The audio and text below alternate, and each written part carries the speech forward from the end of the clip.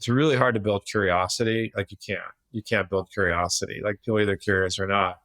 And it's really hard to build intrinsic motivation. I don't know how much you can do there either.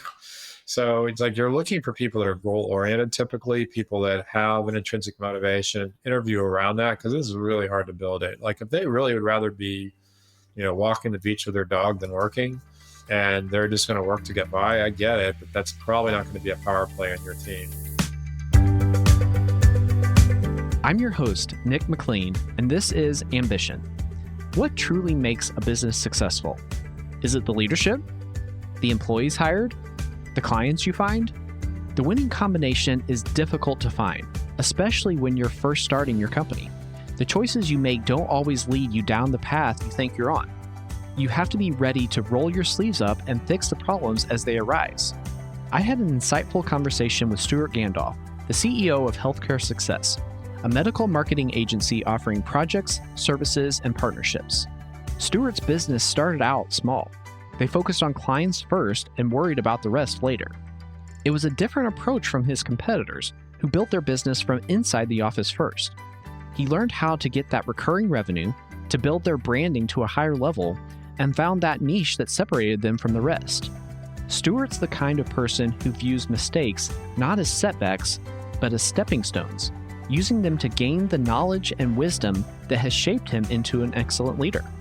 Our conversation is a masterclass in entrepreneurship, covering the pivotal first steps to launching a business, the profound impact of hiring the right people, and shedding light on why a room full of superstars might not create the powerhouse you'd expect. Stewart's insights offer a fresh perspective on leadership and the subtle nuances of building a thriving enterprise. Jumping into the first question, I just would like you to be a little bit immodest here. Why should folks care about healthcare success? Why should your story have any weight when they're thinking about how to grow their own business? So great question. Thank you. And I'll try not to be too braggy. I'm not really, we're not where I would like to brag, I think, but we're making progress. So, I founded this firm back in 2006. And we already had experience doing marketing in healthcare. But what's happened over the last several years is we've been working on the business like, everybody tells you should, right? So in the early days, it was I'll give you a quick little background, and then we'll get to the punchline here. I had worked with another company, became VP of marketing. It was sort of pioneered this world of private practice marketing, and working with, the world is much smaller, the businesses were much smaller, and left the business for a while and did this business as a hobby when we started. So, we literally said, I wonder if I can create a business. I had a partner at the beginning where it's just SEO, paid search, and my reputation without doing anything else, any other investment. And it's very Stewartish. Like, we'll figure everything else out later. Let's get clients first. And we did. And that was pretty rare back then. Nobody started businesses online, like as an agency. They would do that for products, but not really for agencies. And we got busy right away. And the early years were, doing a lot of what we had done in the past. There was no recurring revenue. The clients were smaller. It's like we'd work really hard to get through a campaign, then we'd be done. Then we'd get to go start again. It's like, that's exhausting. So today we have, we changed the model. It's mostly recurring revenue. We have larger businesses. We chose to go upstream. There's a lot of smaller businesses in the healthcare niche. So we decided to go after larger clients. And so today, like, especially when you're talking about multi-location providers, like there's only a couple firms that are legitimate, and we're one of them. And the reason why, when I say legitimate, they really have the capabilities to do it at like sort of an enterprise level basis. There's a lot of other good companies. I don't want to sound like I'm being a snob here, but they don't have, like we have the strategy, we have branding, we have creative, we have SEO at the highest level, we have paid search at the highest level, paid social. Like, I don't know of anybody better in our niche. And so there's a couple good companies out there, but most of them everybody else is smaller and they're not really at scale. And so, again, I'm not saying that, we're fantastic, but, we have problems too. But I am happy that we're in a position where we're respected as a leader. And there's a list called the M&M 100, which is the top healthcare marketing agencies. We're at the bottom of that list. typically, but we're on the list. And most of the others are much, much larger, like Ogilvy, J. Walter Thompson, or pharma businesses. So they're not really comparable. So anyway, that's where we are today. I would say that the selling point, though, is a couple of things. One is it's nothing but healthcare. Two is just deep, deep expertise in healthcare, understanding, almost anything you want to talk about, we can talk to, and that's really important. The data-driven results approach, and then also finally the integrated approach, where what I have found is that the branding and the creative, most of our competitors, I'll just say this as I wrap up this opening here, most people in the agency business have gone to a couple different camps. So you have just pure sort of paid advertising, pay-per-click companies. There's a million of those. That's, it scales well. It's just really tough because that's all you've got. There's other companies that are branding companies. And so they're really focused on branding. Very few companies, they may say they do these things, but they really outsource or they try to do it with freelancers or whatever. To do it the way we're doing it is hard, where you really are delivering expertise in all these categories. But that's what helps us win, honestly. So hopefully that was helpful. Oh, very helpful. There's two specific areas like that I'd like to dig into. The first is, well, actually three, but the first I'd like to dig into is the idea of specialization. We often talk to business owners that feel like being specialized has been one of the reasons why they've been able to achieve growth. Now, as I look at your business, as I hear you talk about it, you say that you've been very focused on healthcare. However, I think certain other people might hear that and say, whoa, Stewart, healthcare is a huge animal. There's no way you can consider yourself focused by purely going after the healthcare market because it's not really focused at all. Do you feel like that is a legitimate argument? Do you feel like when you say you focused on healthcare, that's a specific enough niche for you to focus on? Yeah, I'll give you some guidance on this. By the way, there's a guy out there, Corey Quinn, who has a podcast about agency specialization. So for folks that are interested in that, Corey's a friend of mine. I would say that when we talk about outbound efforts, we're focused on, I mentioned earlier, multi-location providers is our main focus. So when we're doing outbound efforts, that's really where our focus is. So it's much broad, much tighter. There's there's X number of businesses in that category. Inbound, because we have such a strong inbound presence, so we have, I would say, I don't know, certainly most of our business is multi-location providers, but a substantial portion is everything else. And that could include, we have some small pharma clients, we have device, SaaS, we've done work with health plans. So to me, that's a sweet spot. So we have a diverse, category of clients, but because we can help all those other businesses. But, when I'm spending money to go after people, it's very tight. We know exactly what we want to go after. And the reason I brought up Corey, I met Corey after we'd already done all this stuff, right? I just did this by instinct.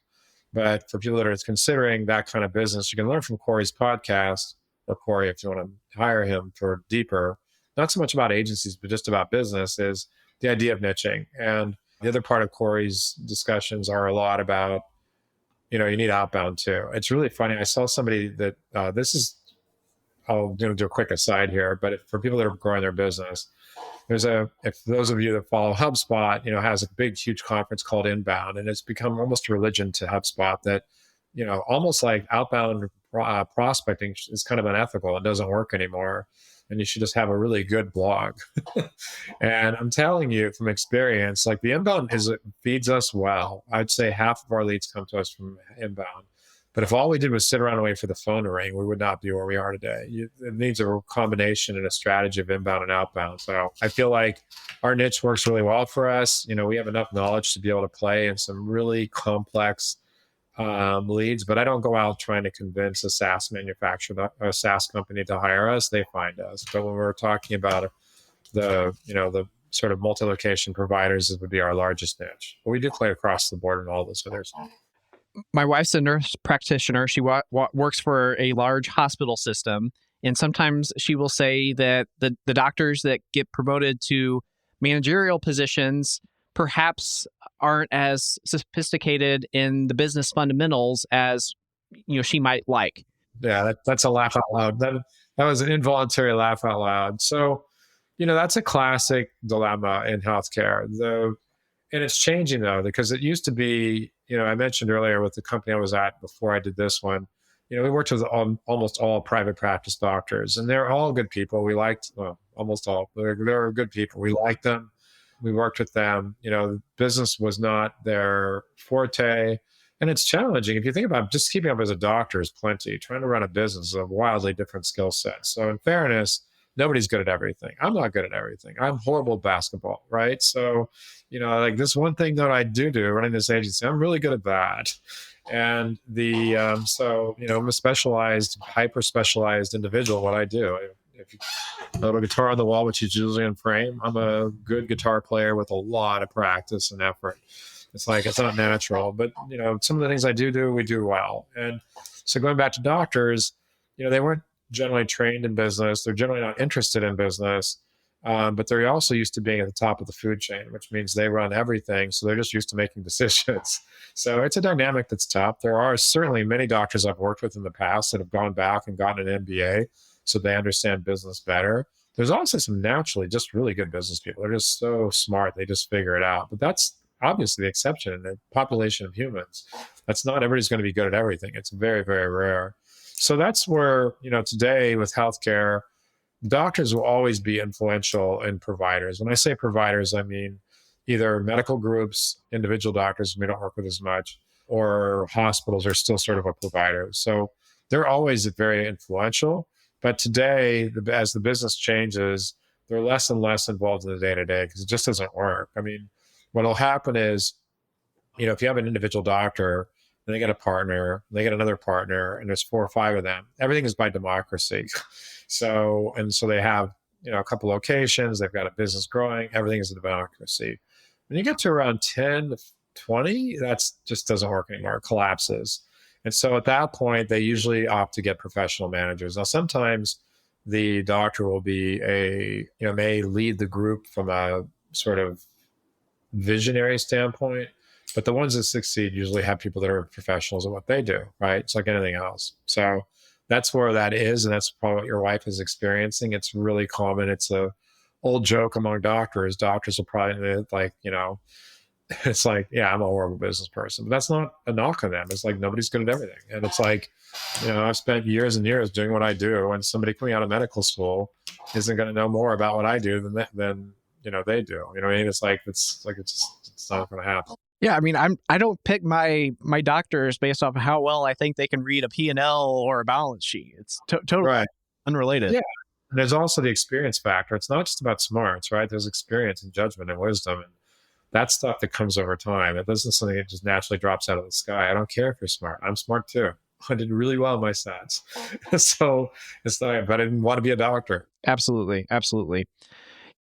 One aspect of my personality or my leadership style or whatever you want to call it is that I feel like I am good at articulating the endpoint, the vision.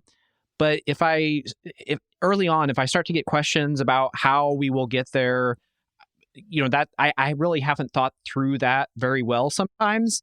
And I heard you make a similar comment about how when you started the business, you had these ideas and somebody said, "How are you going to do it?" And you said, "I don't know. I'm just going to get there." In my own personal example, I feel like at times that it's been hard to motivate the troops whenever you don't have a clearly articulated strategy in order to achieve that end goal. Have you experienced that same challenge, or were you able to circumvent that challenge somehow?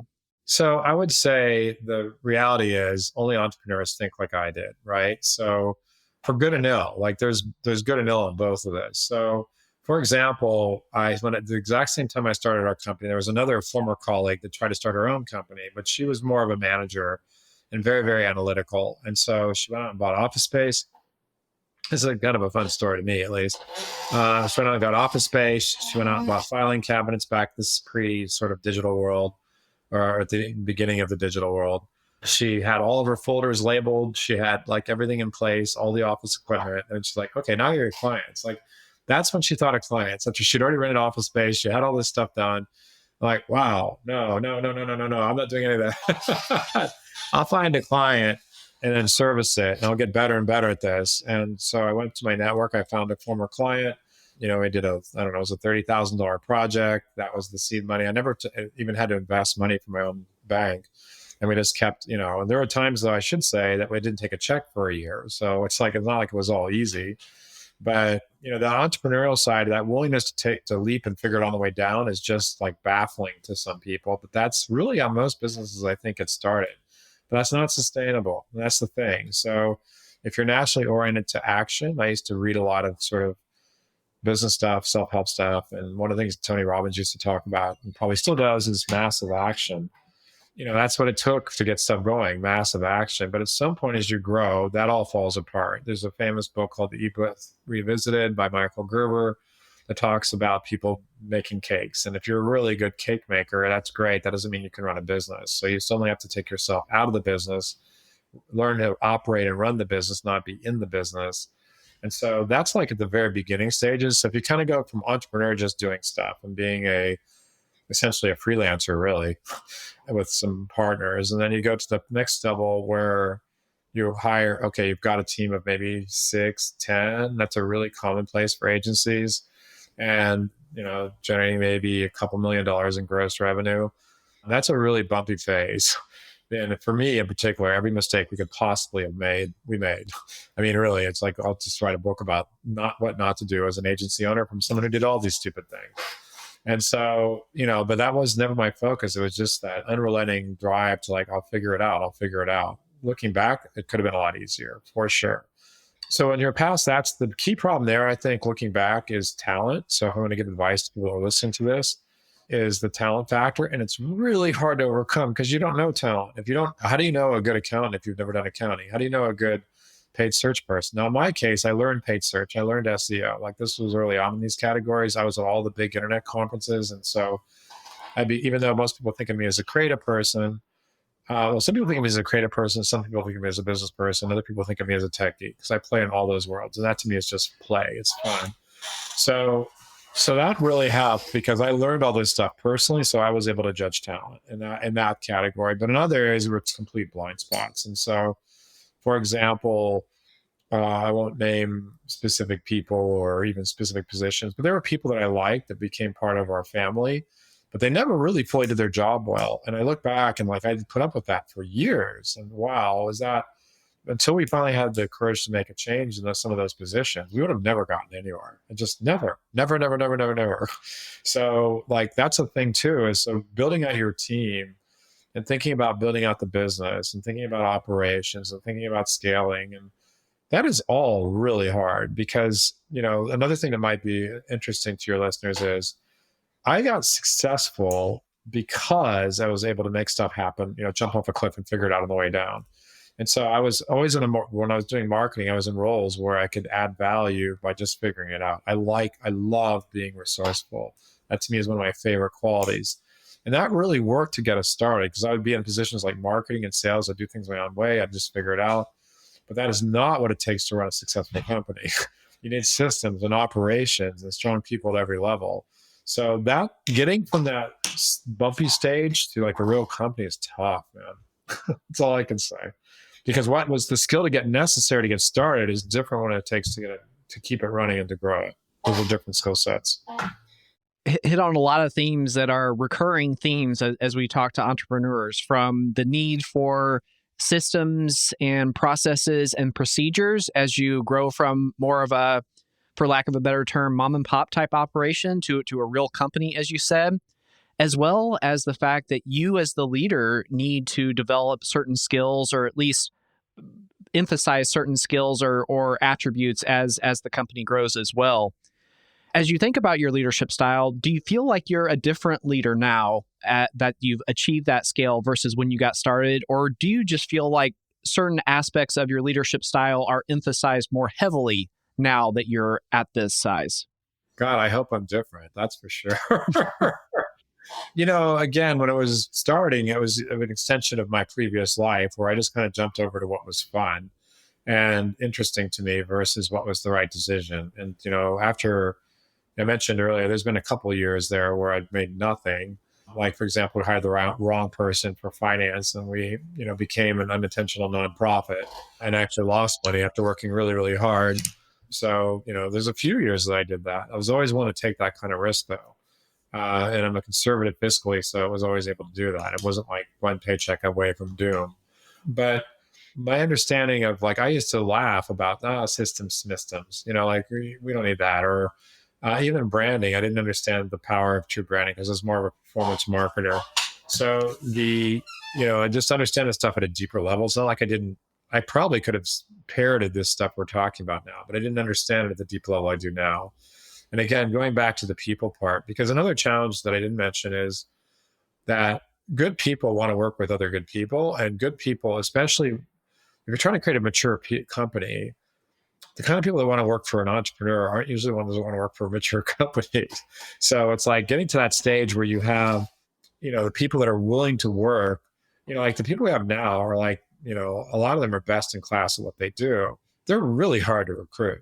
Like I couldn't have recruited them back when we were in our jammies, so to speak, right? Like we couldn't have afforded them, but they wouldn't want to work for us anyway because we weren't serious. So again, those are all the obstacles, at least in the agency business. I don't know about other businesses, but in our business, it is very, very people driven.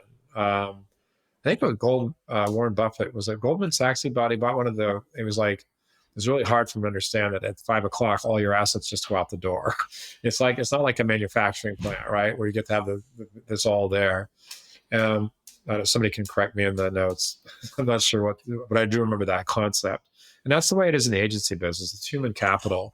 And so to recruit the team, to retain the team, to have the sense of who to say yes to, like all of that is just really hard. And it's like, so I think I've got much more wisdom about that. Our hiring track record is wildly better than it used to be. So that would be the biggest thing that I feel like I've learned is hiring the right people and then having the vision. But it still takes, it's funny, I just got out of a call before this meeting talking to one of our internal leaders about planning for next year.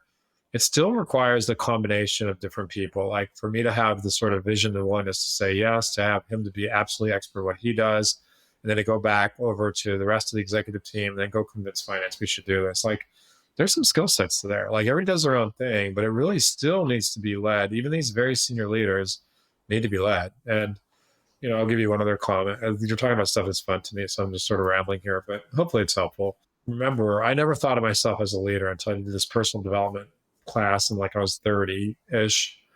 And it wasn't going well. Like we were doing this project together, everything just sucked. And we had a supposed leader and he had lots of charisma, but we were going nowhere. And finally I just couldn't take it. And we're like, look, okay, I know what to do. You do this, you do this, you do this, you do this. I had never done that before. And the whole team was just thrilled, including the supposed leader, that somebody took charge and made decisions, because until then we were just flailing. And that's what it still takes to this day. Like somebody's got to make a decision. So, anyway. I completely agree with what you said, but there's always this struggle between being involved, being willing to make that decision, but being too involved and not letting your team the sufficient bandwidth and authority they need. Yeah, I get it. So that's a continuum. So we made some really incorrect, I'll say, hiring decisions just before COVID in terms of management team. And we didn't anticipate, now, in fairness to them, we didn't anticipate going into a worldwide pandemic a couple of days later, like we did, because by the time they were onboarded, it was like February, March 2020. But they're absolutely, and I'm sure they would agree, they were the wrong fit culturally and skill set wise. It just was not a good fit. So at one point, the goal was to turn over the leadership of the company to them. Again, this is exacerbated by a worldwide pandemic. Suddenly we weren't with our people. But so I delegated, and I would say for 100% over delegated. And then when that didn't work out, I had to come back in wildly more granular than I'd ever been, because I just had to make changes. Like we're in a position where from the outside, we had our bumps, but people wouldn't see it. But inside, we had to change a bunch of people on staff. We were keeping clients. So again, the financials went down a little bit with COVID, but it betrays like how much stress that will. Plus, we were in a worldwide pandemic. So anyway, during that period, like in 2021, I just got back involved and grabbed the wheel and said, I'm in charge.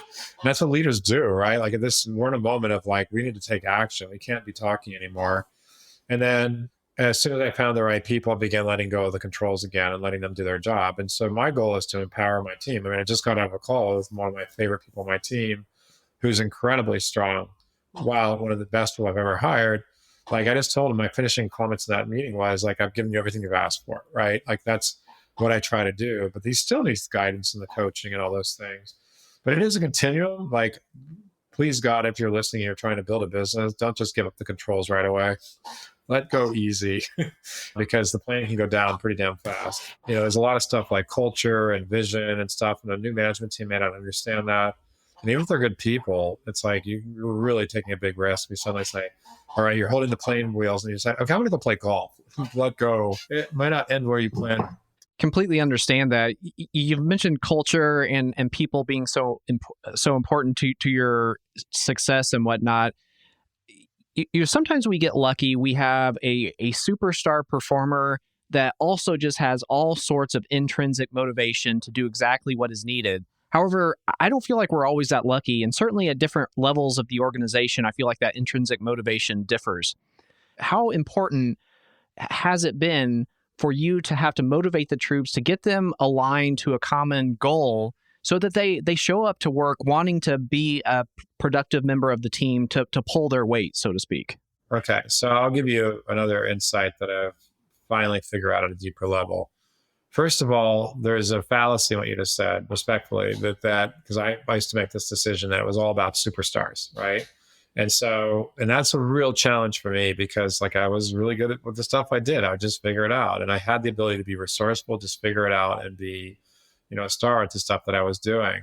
And so I was always just trying to find superstars. So if I want to solve sales, I find a superstar salesperson. If I want to solve, accounting, I find a superstar accounting. If I want to solve, whatever you want to solve, just get a really good, process expert. The problem with that is when you find those stars, that's not scalable. You can't build a sales team of sales superstars. Nobody has that, like Apple doesn't have that, so it's like trying to build a company around superstars is really, really tough. So you didn't exactly say that, but I just want to say that's a paradigm shift that people have to make is like, you want superstars, you got it, but you need to build systems that will unleash the power of a superstar, but bring the everyday performers up to good, right? Because like you're not going to be able to find superstars at every position. It's just not realistic. So then you go back to the intrinsic motivation, and that's something that we became virtual after the pandemic. We had a beautiful office space, just nobody wanted to go there. And minutes ago, I just heard about a new employee we'll probably hire across the country in Virginia Beach that we would never have had if we, we still had office space. We wouldn't be able to take advantage of this person. So the advantage of being virtual is that you get to get talent from anywhere. And it's certainly a recruiting tool. Boy, people like to work virtually. The challenge is two things. One, building culture is tough because little things can become the most terrible insult in the world. Oh my God. Nobody sees each other in the halls. There's nothing, so that's a problem. And two, there are a certain subset of people that just don't want to do anything. So you have to be aware of that. And you have to be ready to watch and see what happens. Because there's people that'll go out on play dates instead of being at their job, and they'll do as little as they possibly can and maybe do a second job. And so I'm not saying that we've had that personally, but I can tell you it's out there. And, we've had to make some changes to our team on some folks that we're pretty convinced weren't working very hard. So I think that it's hard to build, I'll give you some things also that hopefully are helpful insights. It's really hard to build curiosity. Like you can't build curiosity. Like people are either curious or not. And it's really hard to build you mentioned sort of intrinsic motivation. I don't know how much you can do there either. So it's like you're looking for people that are goal-oriented, typically, people that have an intrinsic motivation, interview around that, because this is really hard to build it. Like if they really would rather be, walking the beach with their dog than working, and they're just going to work to get by, I get it, but that's probably not going to be a power play on your team. Or if it is, you're going to have to work around all this other stuff, which becomes another problem. Again, like with the smaller agencies can have that superstar and everybody just sort of works around their flaws, but that falls apart when you scale. It's interesting. I was talking to a dad of a friend of my son's, has a fourth grader that signed up for soccer. First time he'd ever played soccer. Talked to the coach, who's actually a pretty well-known coach. He's coached some other bigger teams and just decided to coach his son's team. So was very experienced. And the dad told me, I didn't even know if he was going to make the team. Talked to the coach afterwards. The coach invited him to play. And what the coach said is very consistent with what you said. He said, I can't teach aggressive. I can't teach the desire to win. Your son has that. I can work with the fundamentals. And again, I just think that is very consistent with your idea of not being able to teach motivation, not being able to teach that inner drive. For sure. It's there or it's not. And, also, there's people, everybody has different strengths, right? I certainly have, as I said earlier, my share of weaknesses. I have a lot of them. Ask my team. I think it's just like putting together a team and finding the right combination of variables, but some of that stuff that has to be consistent, right? Like people that have respect of other team members for, always being about doing the right thing. So like, again, there's a certain subset of people during our many mistakes in the past that will either hide out and do as little as possible. But I'll give you my metaphor. This is a sad one, right? So you have a boat full of people. Some people will row, according to plan. They all row with each other. They're working hard. They're pulling their weight. There are some people that'll probably row in the opposite direction just because that's their personality. There's going to be some people that sit around and criticize the other people who are rowing but do nothing. There's going to be people that might be putting holes in the boat. So, those hole builders and the people that are criticizing others, you have to kind of move them out of the boat because you're all going to drown. So it's like, not in a harsh way, but at least in my experience, if you're not, and it's hard for me because I want everybody to win, and it's hard for me to make those tough decisions still. It never gets easy, but I've done it. I guess it's the experience of doing what happens when you don't do these things is even more painful than doing the thing that's hard in the moment. So again, going back to Tony Robbins, which I haven't read in years, but just came up today. I used to talk about people do a lot more to avoid pain than to get pleasure. So it's like the pain of like getting rid of somebody who's not, or releasing someone to a new life that's not, is pulling the boat in the wrong direction is difficult. But if you don't do that, you're going to end up losing good people. You're going to end up having a crappy culture because they're all going to say like, why does this person get away with that? And it's never easy though. It just sucks. Huge weak side of myself. I mean, there have definitely been situations where there's been folks on the team was reluctant to move on past them simply out of feelings of loyalty. They were doing a good job, but not great, but also not terrible. However, in almost all of these circumstances, after we parted ways, a week, 2 weeks, maybe a month or 2 months down the road, it's so clear that it was a mistake to keep that person as long as we did. Now, nobody has perfect judgment and knows exactly when or who shouldn't be on the team, but sometimes I just really struggle and acknowledge that I tend to let some of those situations linger longer than they should. And I think it's just going to be something that I continue to struggle with, and it's a blind spot that I'll have to keep in mind as I continue my leadership journey, if you will. Yep. Well, everybody's watching. So if nobody's like, it's not like if somebody's like causing problems internally, eventually, people are like, why did it take you so long? Because they're, so again, I've had situations in the past where we had people that we liked, that we thought were doing an okay job, but especially the ones that really is a cancer in our world is where someone doesn't pull their weight, because then it makes the people that are working hard go, well, why am I working so hard? This person over here, gets away with murder. Everybody knows it, right? Everybody knows it. So not only wasting that money on that person, you're also killing your culture. So it's not for the faint of heart. I have somebody on my team who started as an intern. She worked with me as my assistant, helped me manage the marketing side. Now she's off in other parts of the company, one of my favorite people in the world. And I talk to her, sometimes she just giggles like, Stewart, God, your job is hard. Nobody knows how hard your job is like I do. It's true. It's not for the weak of heart. I'm just stubborn. I don't know how I do at this stage. So you made one comment that certainly was a different lens through which I at least look at processes and procedures. A lot of times, my personal opinion and maybe some of the other folks that I've talked to really feel like processes and procedures are a result, or the need for those is a result of growth, and that it's not necessarily additive, but it allows the structure to be in place so that you can take those additional steps and keep growing. However, what I heard you say is that with certain processes and procedures in place, you can take a average performer and make them great, or you can take a great performer and turn them into a superstar. I'll give you an example there. That's let's talk about sales. So I brought that up before, and that'll probably relate to a lot of people. Everybody wants sales. Well, not everybody, but most people want sales. So the myth of the myth of the superstar sales one is one that I bought into because, I built this company from being able to sell, and I never looked at myself as a salesperson, but it turned out I could do it because I was really just trying to be.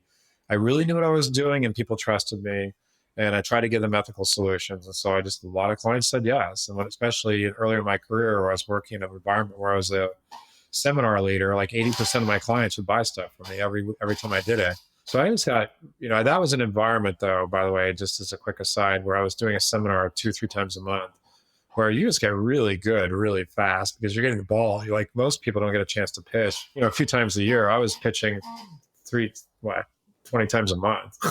So it's like you just get better faster. You're out swinging at the ball. You're not just talking about it, but you're actually in the game because most people are spending all their time just trying to get that initial meeting.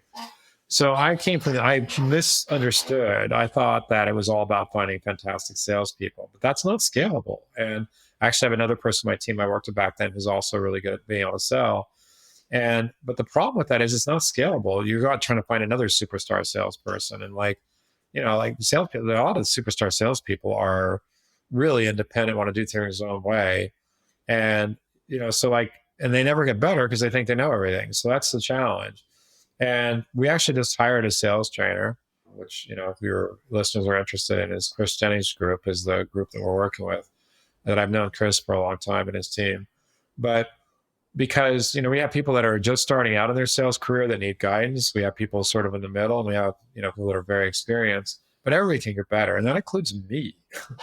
So right now, when I'm talking to a new prospect, I can, I'm just unconsciously confident in what I do. And so there are times where I recognize when I get off the call, like, wait, I did like 80% of the talking. That's a sales 101. Don't do that.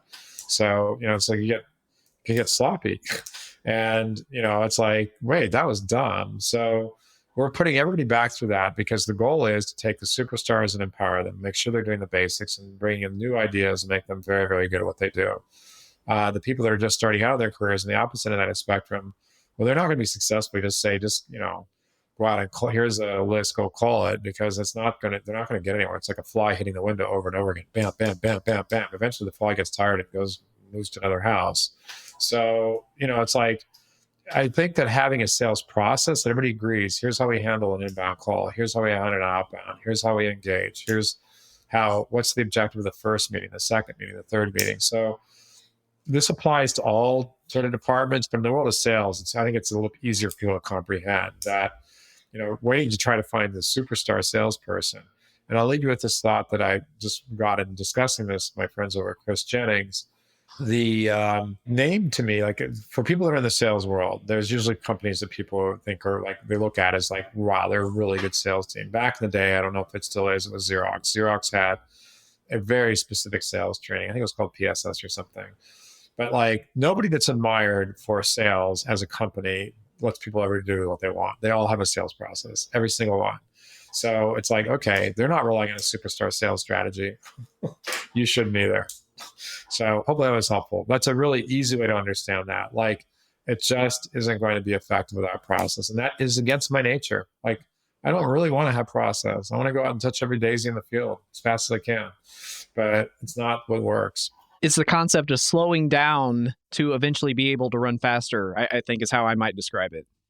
One thing that's interesting that you might not be surprised to hear is sometimes we'll talk to business owners that are very proud about their business. And I'm being a little bit facetious here, but they'll say, well, all you need to do is go out and hire one salesperson and you can double the business because we've never had a salesperson. So surely adding one person would be able to double the business.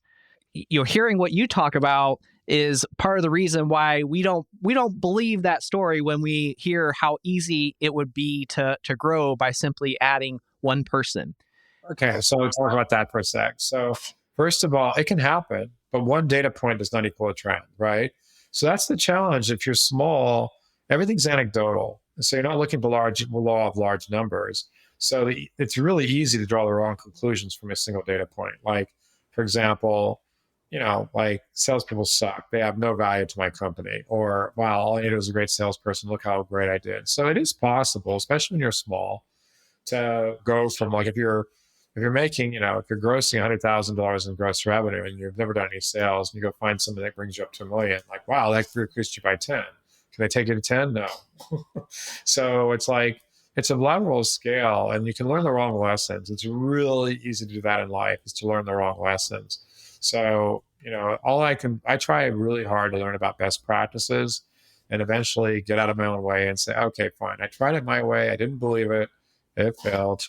And, again, these things it's different stages of a business. Like, I've known sales training for a long time. I didn't bring it into my company until just recently because we were doing sort of fine-ish without it. But then I realized, wait, I would prefer, for example, going back to sales, a diversified portfolio of sources of inbound and outbound marketing. I'd like to have a diversified source of sales. So not all my eggs aren't in one basket, right? That's just dumb. And as you scale, again, what are you going to do? Try to find superstars. Well, what if they hate each other? What if, and the bigger problem is, unless you're a salesperson, even if you are, here is a trick. Here's an insight for you too. Even if you are a sales VP, I've been told that sales VPs win rate is at 50% choosing talent. 50%. These are sales VPs. These people do nothing but that. If you're some entrepreneur making widgets, really? You're going to have better success than they do in choosing somebody? So if you pick one person, your odds are probably, if you don't have any experience in sales, 90% chance you're going to fail. So maybe being humble. Like, I can tell you, I'm certainly more humble. If I sound cocky, I'm not. I just told you I've made every mistake you possibly can. It's just experience and wisdom. But could have gotten there faster if I'd been less boneheaded or less stubborn and less committed to figuring out myself? For sure. Well, certainly would have been a different path. Maybe you would have ended up at the same position, but certainly wouldn't have taken the same route. We are approaching the bottom of the hour. Really just want to give you the opportunity to get anything out there about your business that you would like to. If there's any questions that I should have asked that I did not, I just want to give you a couple minutes if there's anything you'd like to get off your chest. Not really. I mean, we went to a little different direction than we usually do. I'm just trying to share some insights because this is more about, not so much about creating an agency, but creating a business. And I feel like those are just some lessons. I mean, it kind of feels endless and daunting. So maybe the final comment is, it's hard. It's really hard. Don't let anybody convince you otherwise. Like, yeah, sure, there might be a story once in a while somebody opens a business and backs into a multi-million-dollar business. That certainly wasn't my experience, and I don't know anybody who did. So, do you want to count on being, somebody that shows up at, the diner and becomes a movie star? Well, it happened, but it's not going to happen to you.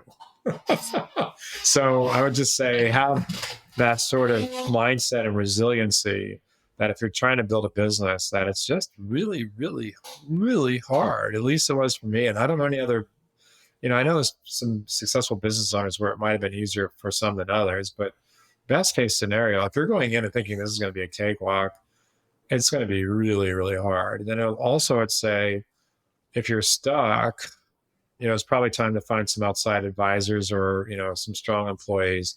And outside advisors could be, I did Vistage for a while. That was not the right time for us, but I've heard that's good. There's other groups out there, or just finding mentors that really know what's going on, hopefully closely related to your industry so they understand it. By the way, most people are willing to help a little. The challenge is time. I never understood before, when people reach out to me, go get on a call with them for just a half hour to give them free advice. I can't. My own employees don't have time with me. It's not like I'm being, difficult. I just can't. My wife has, a hard time reaching me sometimes. I'm so busy. So, I would say, if you're interested in some of the stuff that we do, first of all, we do have a marketing agency. So anything to do with healthcare, I don't know anybody better. We have our flaws like any company, but we're pretty strong. So that's at healthcaresuccess.com. The more likely for most of your listeners, if they're interested in marketing kinds of topics, particularly healthcare topics, we have a podcast, we have a blog, we have webinar series, we have ebooks, and we also have I personally have an aggressive LinkedIn presence. So we have tons of free advice on, how to market and how to grow and how to do through healthcare that would apply to we try to make it apply to everybody, from sophisticated marketers to newbies. And we cover topics like, influencer marketing to nutritional advertising to branding to whatever strategies. So that's in a resource. It's all at healthcaresuccess.com. And you can certainly link out to me and say hi on LinkedIn. That's great. We'll have links to all those in the show comments below. Stewart, I just want to thank you for your time. Really informative, really enjoyed the conversation. Call me a nerd, but these are the types of conversations that I really find enjoyable. So probably not the life of the party, but maybe I've found my spot as a podcast host. Yeah, awesome. Good job. Nice interview. Good luck.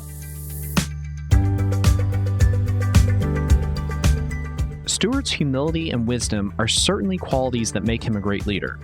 I loved his willingness to see potential in everyone he hired, not always hiring the superstars that are at the top of their careers, but seeking the people that are the right fit for the company. Healthcare Success became a thriving business because Stewart and his team took a leap of faith, going after larger companies in the healthcare niche. Entrepreneurs have a tenacity for taking risks that eventually pay off, much like Wayne Gretzky's famous quote, "You miss 100% of the shots you don't take." Whether you're just starting your business or you're already in it, your team is in the rowboat with you. Make sure you have the people you want to go in the right direction. If you were inspired by this episode of Ambition, please share it with a friend or colleague. Thanks for listening.